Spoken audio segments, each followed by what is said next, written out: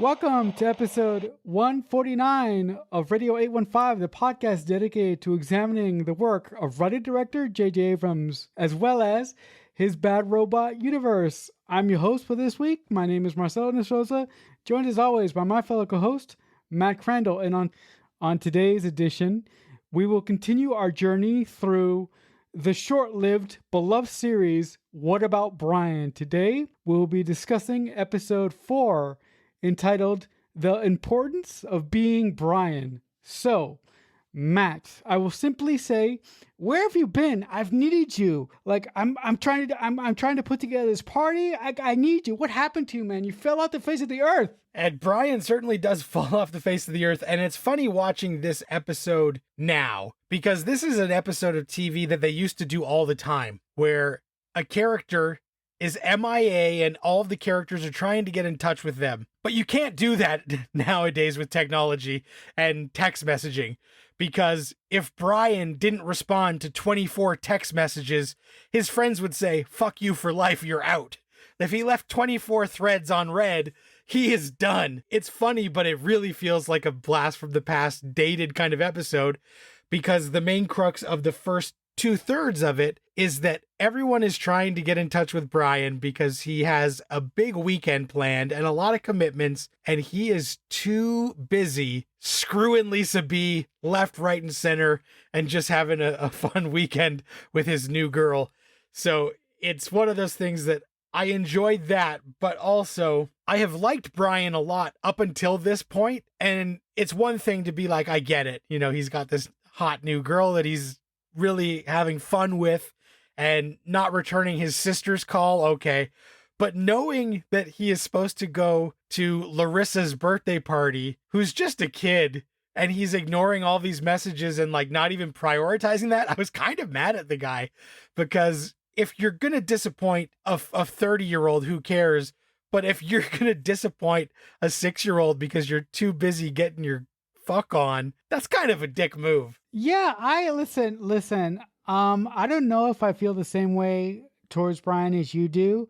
I really feel that Brian needed this sort of fuck vacation with Lisa B. Now, listen, Brian has been a part of this little girl's life forever, so I'm willing to give him the grace period for an afternoon of fun and wonder. But the thing that I absolutely loved about this episode is something that I wasn't expecting to. I really loved the storyline between Nikki and Angelo, the two characters that I hate the most. I really, really, really loved how Nikki suffered in this episode, because she was like manic as hell because she's taking those drugs to get pregnant, and one of these side effects of that is she can become manic and crazy and nuts. And there's an early scene early on when she's trying to get into the car, and for some reason her car is saying that all the doors are ajar. So she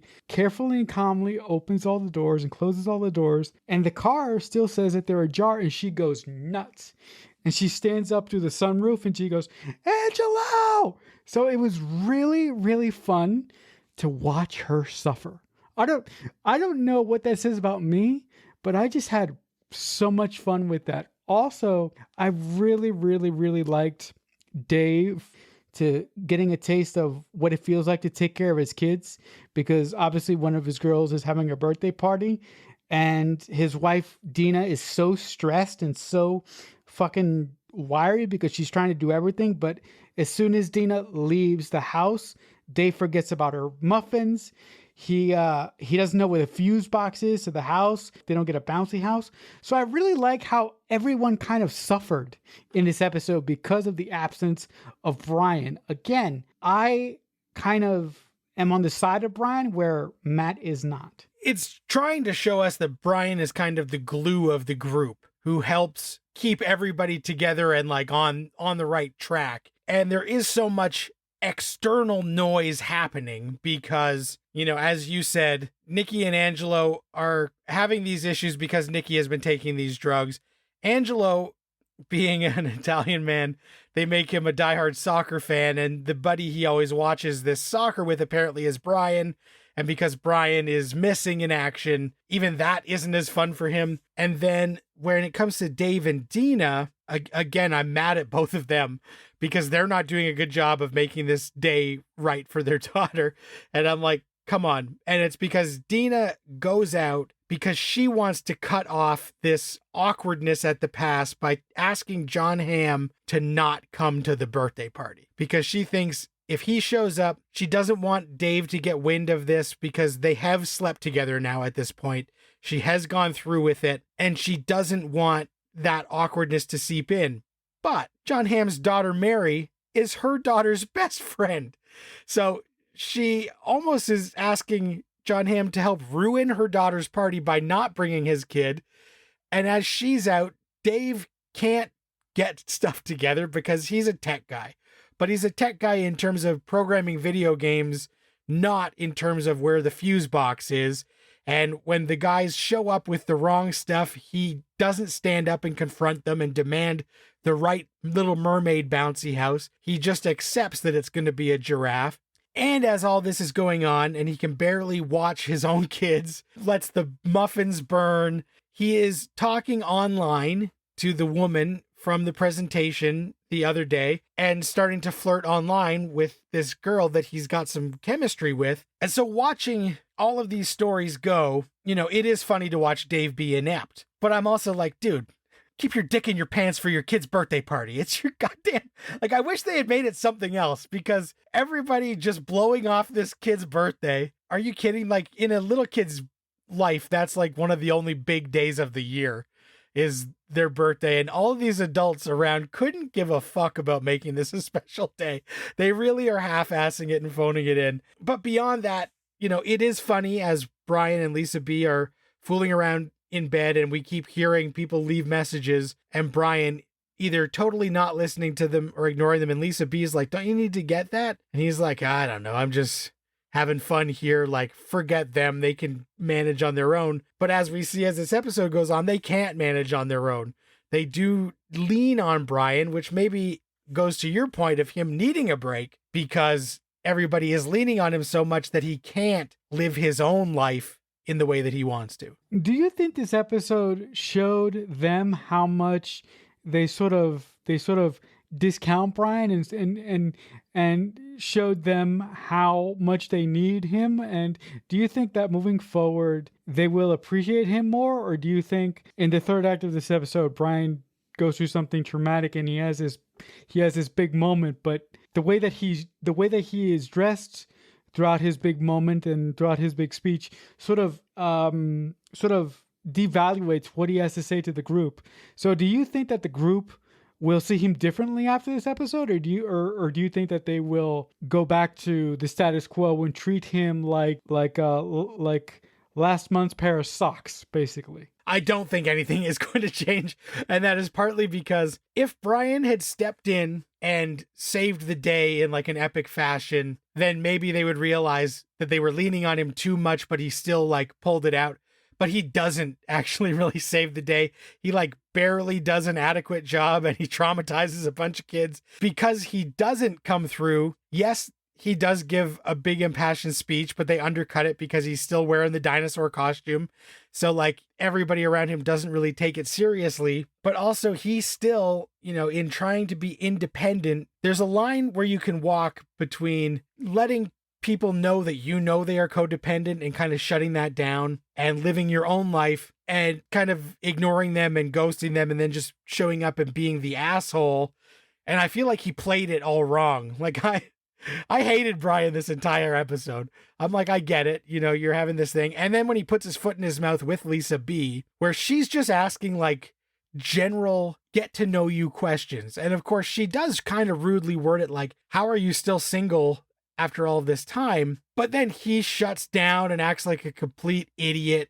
And I'm like, dude, obviously you're not ready for a woman like this if you can't even communicate what has gone wrong up to this point. Even if he flipped it around and even said something horribly cheesy, I haven't met the right one until you, but with you I see something. He doesn't do anything. He just shuts it down and just locks himself off and raises 18 red flags that Lisa is not going to be able to look past And especially then when we keep hearing the messages from Marjorie, Brian has just raised all these red flags up a pole. And then we're hearing these weird messages from a woman that clearly there is still some unresolved tension from.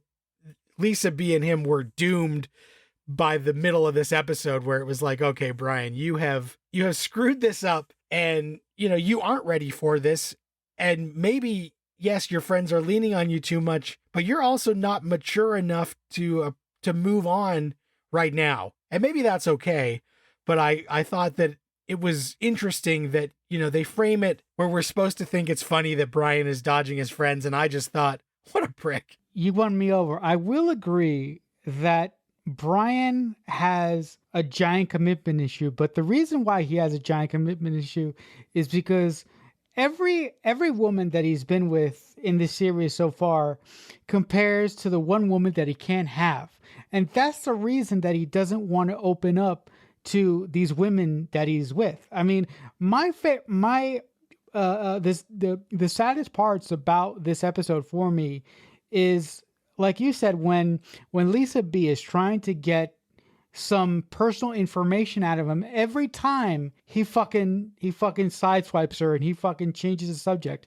There's one moment after one of their sex marathons when they're in the bathroom and Lisa B takes his toothbrush and she goes, "Oh, can I use this?" And the way that Brian says, "Oh yeah, you can use that," and she says, "Oh, I just wanted to make sure because some people are weird about that." Just by that exchange, to me, to me that says he doesn't care, because if he really did care, he would have a heart attack about the toothbrush, but he doesn't care. So he's kind of like flippant. So on that regard, I'm totally with you. Brian doesn't know what he wants. That's the problem. And I think as the season goes along, if he doesn't figure it out quick, I think that in the weeks to come, there could be some serious problems with his dating life if he continues to date random women, and if he continues to compare them to the one that he wants the most. By the way, the fact that Adam had to do wedding shopping in the mall made me so fucking happy. The second that character showed up in this episode, I wanted to punch him in the face. There's something about his face that I'm like, I don't like you, I want to punch you. No disrespect to the actor, I hate that character so much. So what did you think about that stuff? Yeah, well, I agree. We're only 4 episodes into the series, so obviously they're going to keep the tension of Brian and Marjorie going for a while. But in reality, if this was real life, there has to come a point where Brian realizes he tried to kind of shoot his shot and it didn't quite work, because Marjorie knows that there is something between them, but she is going to marry his best friend. So at a certain point, he has got to realize that is never going to happen. Or if it is going to happen, you really need to just go full steam ahead like a bull in a china shop and say, Adam be damned, I'm going to try and make this happen. And so he's walking this weird tightrope, but he's not going far enough. And so that's what they're trying to show us with the Lisa B thing. But then also it's like Lisa B seemed pretty great. She was really funny and hot and caring. So you're like, dude, if you aren't going to man up and throw Adam in the trash and try and make this thing happen, then you got to put Marjorie out of your mind and try and move forward with somebody new. And he just is not at that spot yet. I did like the wedding registry shopping scene, because a well-worn trope is that women be shopping and guys hate to go and hold the purse while the women be shopping. And that I used to work at a Sears when many a couple would come through and have to be scanning stuff for their registry, and 9 times out of 10 it just looked like torture for the men. Women were just scanning whatever they wanted, and the guys are like, oh, just how long is this gonna take? Just get me out of here.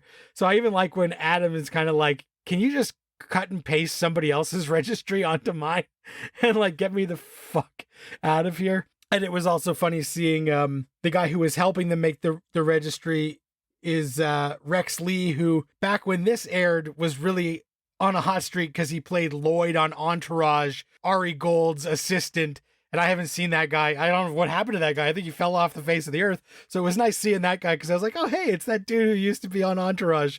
He used to be really funny here helping Marjorie and Adam make their wedding registry that turns out to just be a nightmare because they both. I like that Marjorie is also stressed out and kind of hates this too. So it isn't just that Adam is like, oh, I'm a man, I can't be here.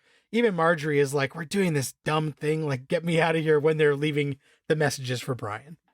Do you think that Marjorie and Adam know in some aspects in the back of their brains that this is not going to work? Or do you think that they are so, or do you think that they are so set in the fact that, oh no, they love each other, that they're gonna go to the altar no matter what? Because I was thinking, you said that Brian is really, Brian is basically walking a tightrope with the whole Marjorie situation, and the only way that I could see this having a happy ending for Marjorie and Brian is for Brian to basically blow up his life. Because if he doesn't blow up his life, there's no way in hell that Adam is going to let Marjorie be with Brian, and there's no way in hell that the core group of friends here is going to stay the same.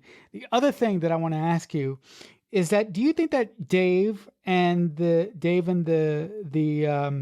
company representative, the girl that he went to go see while he was shopping for the Barney costume, do you think that he has better chemistry with that girl as opposed to the chemistry that he has with his wife, Dina? Well, I think they have good chemistry. I don't know if it's better than what he has with his wife because, as they mentioned a few episodes ago, like they've just been together so long that they're kind of in old patterns, but there used to be a real strong spark there. So I think that it's just that they have hit a rough patch, but neither of them are willing to actually work through it in a way that's not going to leave destruction in its wake. But that was a scene, I mentioned earlier, he was chatting, MSN, Instant Messenger, or whatever the hell with her. And she mentions that she has never seen his favorite movie, Diner. And so as he is out running errands, he picks up a copy of the Diner DVD and decides to drop it off for her. Which again, he's on a schedule and it's his fucking kid's birthday. And like, this guy, I can't believe you can't put this off just a couple hours, you piece of shit. But he goes, and I thought that scene was really good. And they make her seem very appealing because she seems like the cool, fun other chick. And he's like, here's this movie. I thought you should watch it because we can't be friends if you don't know Diner. And she's like, well, why don't you watch it with me, big boy? And he's like, I got to go to my kid's birthday. I can't do this. And she's like, okay, well, I'm not going to watch it now, but you got to come back and we'll watch it later. And so he's like, oh shit, I'm pulling this off. I'm actually maybe going to be able to do this, but it'll be interesting to see what happens from here because by the end of the episode, Dave has inadvertently caught a moment between John Hamm and his wife on the birthday video where he realizes something has happened here. So I don't know if that's going to push him into programming Chick's arms quicker, because they obviously have heat and she's really wants it. It seems it was going to happen if he had more time. Or is this going to be a wake up call for him to realize that this is not the path to fixing his marriage and that this is not the right thing? Because him seeing Dina with John Hamm, we could feel like it kind of hurt him. It was only at the very end of the episode, so we don't know the fallout yet, but he was pretty crushed and realizing, oh shoot, this is the dad of my daughter's best friend. Like this, how long has this been going on? Is this guy the reason why she even mentioned this? Were they already fooling around? There's going to be so many questions that are going to enter his mind that like he's going to go nuts if he doesn't have a serious talk very soon. You know what? I think he's going to overreact, and I think that he is going to, I think that he's just going to freak out, get into a car and follow her around all day and watch him drag all the other guys into his suspicion and not tell them anything. I think he's absolutely going to go nuts in the next episode or two, trying to figure out the relationship between Dina and basically Don Draper, John Hamm. But I also think that what you said, now that he knows this, I think that's going to cause him to appreciate his relationship with his wife even more if he doesn't confront Dina And if Dina admits to it, I think that's what's going to push him off the cliff, and that's what's going to push him into the arms of programming girl. Before we wrap up, there is one thing that I would like to ask you about. When Brian finally shows up to this poor 5-year-old's party, Brian dresses up in a discount Barney uniform. And the whole setup to him coming down the stairs is fucking hilarious. I know Brian hasn't been your favorite person this episode, but what did you think about Brian dressing up in this discount Barney uniform and basically falling on his ass, going downstairs, juggling for the kids, then going back upstairs, then having that moment that we mentioned earlier in the episode? Was that funny to you, or by this point in the episode were you like, just fuck this guy? It was funny because it is in general pretty funny, and I like seeing he's got this low rent costume, and he does try to do his best at first, and then he rips the part of the costume and kids are freaking out and stuff, and it just kind of goes downhill from there. And so I thought that is funny, and it felt very TV-esque. Like, it was like, okay, this is all something that happens on TV, which is fine. So I did get a few laughs out of that, and seeing Brian exasperated and reaching like a breaking point made sense. And I just partly kept thinking, like, yeah, they can't do episodes like this anymore, because that whole answering machine trope used to be really popular. And even as you mentioned your prediction for Dave tracking Dina by following her around all day, I'm like, that's such an outdated TV trope as well.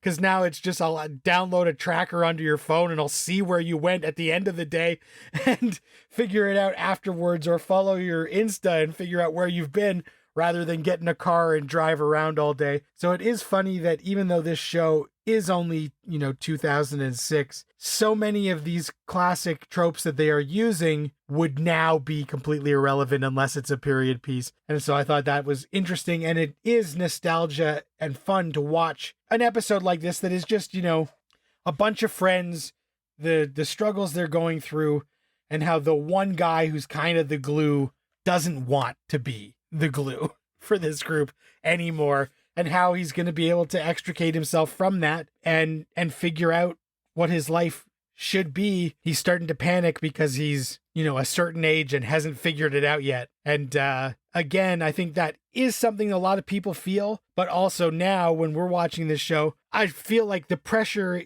isn't like you have to have everything figured out by the time you're 30. We kind of like realize people live longer and whatever, and we're like, whatever, do what you want. Who cares? When I was younger, I often said to myself, okay, I'm going to give myself into a certain age to figure shit out. And I am right on the cliff of that age. And you know what?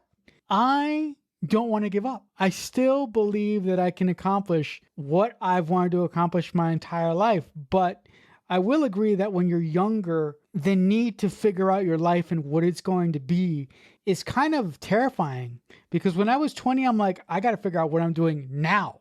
But as an older individual, I'm kind of at this point settling into my skin and accepting my life choices, accepting my mistakes, and doing all that. So I do think that for the age of our characters here, I do think that some of that plays into the drama that the showrunner put into the show, the showrunner / creator. And I would really like to see how our characters progress in the choices that they make, both their personal choices, their choices in their own marriage, and their choices for the people that they love. With that being said, that makes me really sad that this show only has 2 seasons. Because I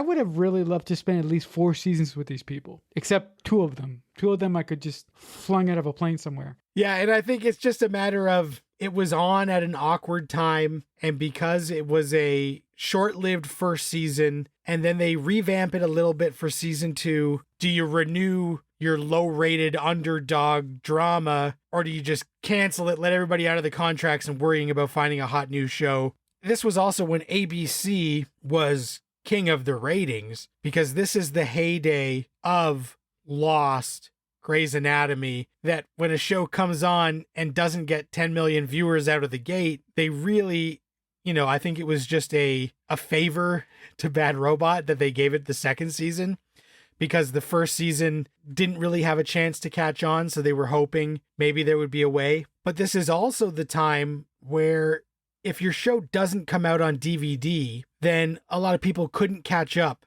and wouldn't jump in, because this is when, a lot of people got into Lost at like the third season because they watched the DVDs. And What About Brian's first season was so short that it didn't come out on DVD at first. They waited until it was canceled and they brought out the whole complete series, both seasons in one DVD set. And I always wonder if they had found a way to put that first season out and advertise the DVDs even more as like, if you like Felicity and this kind of thing, this is a show for you. More people might have caught on to it, but I think there was too many buzzy shows on ABC, and this just felt like a throwback that you don't have to go online to message boards to dissect the Dharma Initiative when you're talking about What About Brian, right? So like there was a lot of stuff that people used to really like to do with TV that this show just felt more old fashioned even when it was on. You know what? As you were taking us through that beloved time capsule there of DVDs and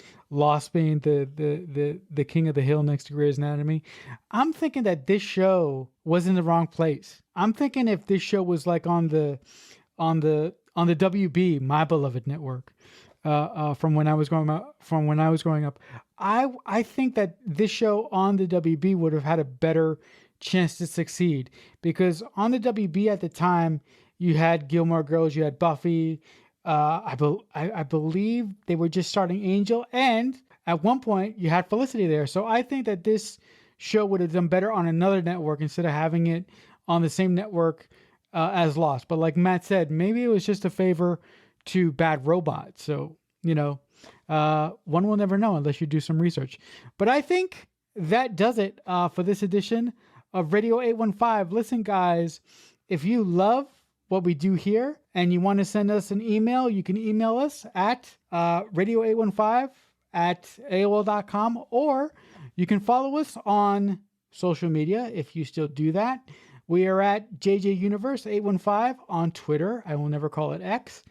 If you want to talk to me about anything having to do with What About Brian or any other Bad Robot project, you can reach me on Twitter. I'm at CreekFanatic88. But Matt, if the good folks at home want to reach you for whatever reason at all, are you still on any social media? Not really, but you can log some movies with me on Letterboxd. I am at MDC3000. All right, guys. So until next time, as usual, we'll talk back soon.